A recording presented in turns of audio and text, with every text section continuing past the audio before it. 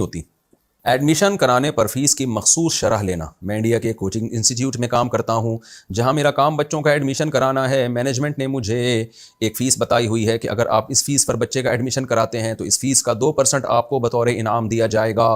تو admission face کے وہ 2% یا 3% میرے لیے حلال ہوں گے یا نہیں. عدنان علی گڑھ سے.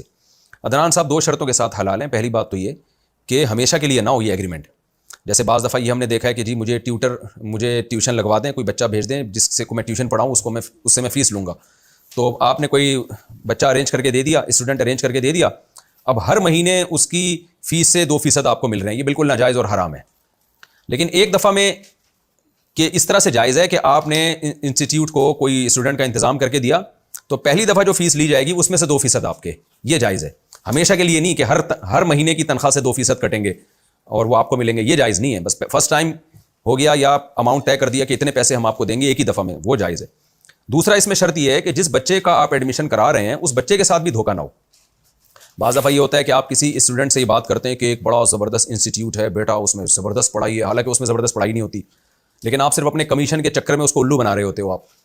اچھا اس کی فیس بھی اتنی نہیں ہوتی لیکن آپ نے اس کو زیادہ بتائی ہوتی ہے اس کو دھوکہ دینے کے لیے, کیونکہ آپ کو پتا ہے میرا بھی 2% اس میں کٹے گا.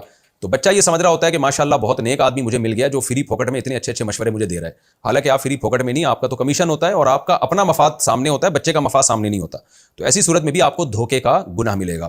تو اس لیے آپ نے بچے کا مفاد دیکھنا ہے, یا اگر اپنا مفاد دیکھنا ہے تو بچے کو صاف طور پہ بتا دیں بھائی آپ کو ضرورت ہے ایک انسٹیٹیوٹ کی ہے تو میں ایک انسٹیٹیوٹ جانتا ہوں, بس اس حد تک. اس کو زیادہ لارے رپے نہ دیں جھوٹ بول کے. جیسے آپ کا کوئی, اس کی مثال ایسے ہے جیسے آپ کو کمپنی نے ایک چیز دی کہ یہ پروڈکٹ مارکیٹ میں بیچنی ہے.